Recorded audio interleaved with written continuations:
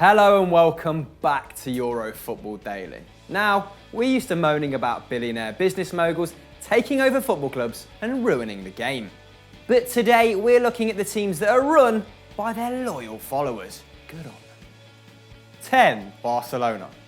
In the Premier League, nearly everyone is owned by a madly rich business person who attends games sporadically between holidays on their super yachts. But what you might not have realised is that democratic ownership is a lot more common in Europe, and Barcelona lead the way. The Catalan club is in fact run by 102,000 of its fans who elect a new board and president every 4 years. With 5 Champions League trophies and 24 league titles, surely Barcelona are the framework that any fan-led team should look to replicate.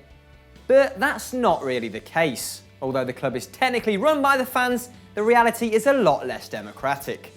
In order to be considered for presidency, you have to provide a €77 million deposit, so the chance of your average fan throwing their hat in the ring for the prestigious role is extremely low. The current president is Josep Bartomeu, who's been at the helm since 2014. He's an entrepreneur with a net worth of over $100 million, and like a lot of the Barca alumni, he's currently being investigated for tax evasion. Naughty, naughty. Although the club, that's more than a club, may be held up by a fan structure, Bartomeu and the other members of the board aren't exactly your average Nou Camp season ticket holders, are they? 9. Real Madrid.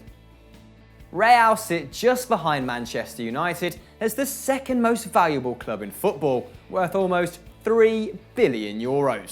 The fans that stock out the Bernabeu are notoriously hard to please and have famously booed legends like Ronaldo, Raul and Zidane. And they have a right to criticise the lineup, as the fans own Los Blancos. Madrid is entirely run by their members, called socios, and these fans are supposedly in charge of all the decisions. The fan-based structure ensures that the supporters stay involved, but much like Barcelona, the huge financial backing needed to run for office makes sure that only successful business people will ever be in charge. Being organised in this way allows the club to avoid extra fees and taxes, with claims that they also benefit from extra governmental aid, and it's becoming a little clearer how they've afforded to spend over $600 million since 2010, and apparently how they're going to afford Harry Kane this summer. 8. Portsmouth. The small town on the south coast of England has been saved by its very own fans. From winning the FA Cup in 2008, disastrous ownership dragged Pompey all the way down to League Two in just 5 years.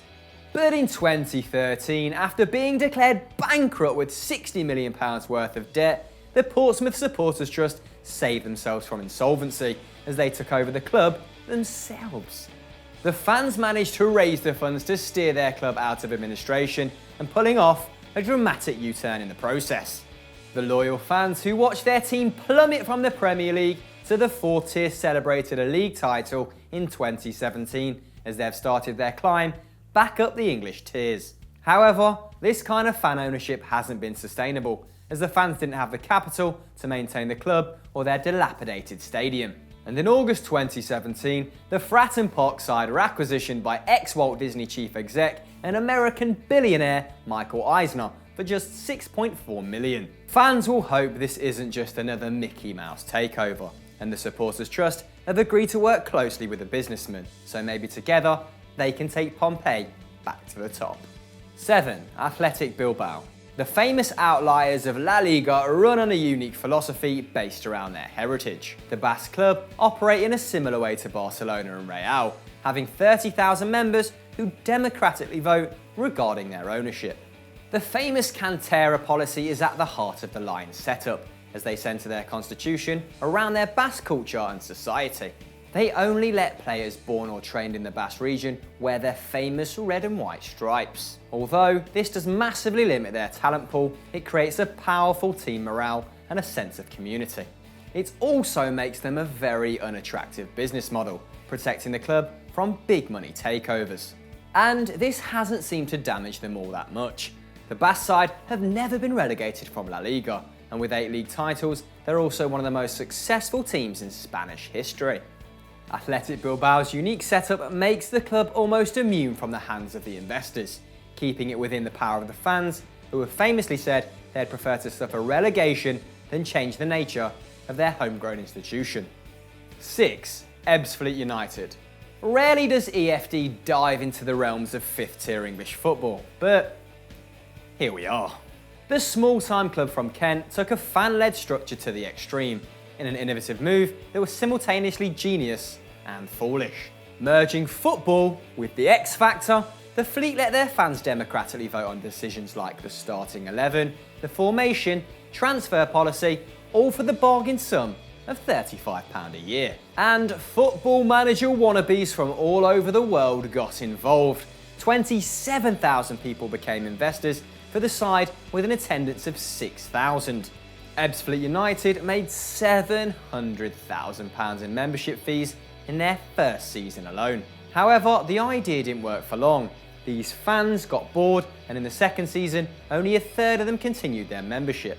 And 2 years later, the idea that was meant to revolutionise football was firmly over. As a Kuwaiti investor stepped in to take its place, they're now sitting pretty in the National League South. 5. FC United of Manchester. Nope. Obviously, Manchester United aren't owned by their fans. They're in fact owned by football's version of the Addams family. It's the Glazers, who have held a controversial reign since 2005 after buying the club for £790 million. And the takeover was so unpopular that some fans chose to instead start their own club in protest. What apparently started as discussions over a pint became serious talks in a curry house, and eventually FC United of Manchester were born. The former Red Devils fans decided they'd rather build their own club than indulge in the increasingly passive nature of the Premier League. They wanted to stand and sing, not sit down and take selfies. And they've done alright. The antithesis of Manchester United, United of Manchester, have built the club bottom up and enjoy all the benefits of proper football, including cheap burger vans and a big bar. They've enjoyed 4 promotions in 10 years, forcing all those who took the piss, including Alex Ferguson, to take it all back. 4. Borussia Dortmund. The Bundesliga doesn't allow single entities, like oligarchs and sheikhs, to have majorities of a club. Instead, it's law that each team must be controlled by a number of members. Bayern Munich is also majority owned by the fans, and are 81% controlled by over 200,000 members. The culture of German football allows each club to be controlled by their fans, protecting the teams from becoming business plans. In fact, the Bundesliga's average season ticket is under half the cost of one from the Premier League, proving the structure benefits the supporters with cheaper tickets and standing sections. The Dortmund model is something other clubs should aspire to. They routinely welcome crowds of over 80,000 at the Westfalenstadion, where fans can pay less than €20 to stand in formation at the south end of the Yellow Wall, a far cry from the prawn sandwich brigade that fills seats 10 minutes late across top teams in the Prem. 3. Liverpool. The only Premier League entry to this list, and yes, okay, they aren't exactly run by their Merseyside faithful. They're owned by an American sports investment group, Fenway Sports Group, headed by John Henry. However, their loyal fans have proved they still have some control over their club. In 2016, the Liverpool owner decided to hike up season tickets by a huge £109 and charging a whopping £77 for a single ticket. In protest, Anfield saw its first walkout in its 134-year club history, as spectators left the stands in the 77th minute, leaving the players to walk alone. Before the mass departure, verses of "Enough is enough, you greedy b***" rang out across the stadium. And the owners were forced to listen. John Henry scrapped the controversial plan and agreed to free ticket prices for 2 years, proving that while the Premier League is a huge money-making machine, football is truly nothing without the fans. 2. Beitar Jerusalem. Beitar Jerusalem FC was established in 1935 as part of a national Israeli movement, and their ideology and politics still make up their DNA. The side is backed by politicians and has become a symbol of the right-wing community. As a Jewish team in a Jewish state, the Beitar side historically refused to sign any Arab players. The fans even proudly announced that they're the world's most racist football club. In 2013, Beitar changed their prehistoric approach and signed 2 Muslims for the first time. And the transfer ignited a hateful and brutally racist campaign led by the fans nicknamed La Familia, who refused to support the Islamic players. Sadiev became the first Muslim to score a goal for the Jerusalem side, with a goal that prompted fans to empty the Teddy Stadium, refusing to celebrate their team's success at the hands of a Muslim. Familia's hooliganism forced Sadiev and Kadiev out of the club in less than a year. Clearly they were too busy thinking politics and religious conflict to watch football like true supporters. And while they may not own the club, their notorious fans sadly clearly have too much power. 1. Real Oviedo. At number 1, we have a romantic story between Real Oviedo and the rest of the world when it became the world's biggest fan-owned club. Not many fans would even have been aware of the club and its rich heritage.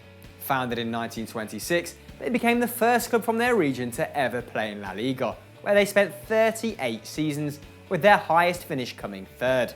The team from the quaint town of Oviedo were playing in the top flight until 2001. But when they dropped 2 tiers in 2 years, the small side from northern Spain faced liquidation. After journalist Sid Lowe started a campaign to make people aware of their plummet, fans from over 60 countries, including one guy from the North Pole, bought shares in the club. Players including Michu, Juan Mata and Santi Cazorla all bought shares in the club too, before the world's richest man also got involved, saving the club from extinction. Fans are still the largest shareholders with 41%, and now they're on their way back up, on the hunt for promotion back into La Liga, just 5 years after they faced liquidation. So that was our 10 clubs run by the fans, guys. Have we missed anyone out? Let us know in the comments below. I'm going home now because I feel really ill, and as ever, don't forget to like and subscribe.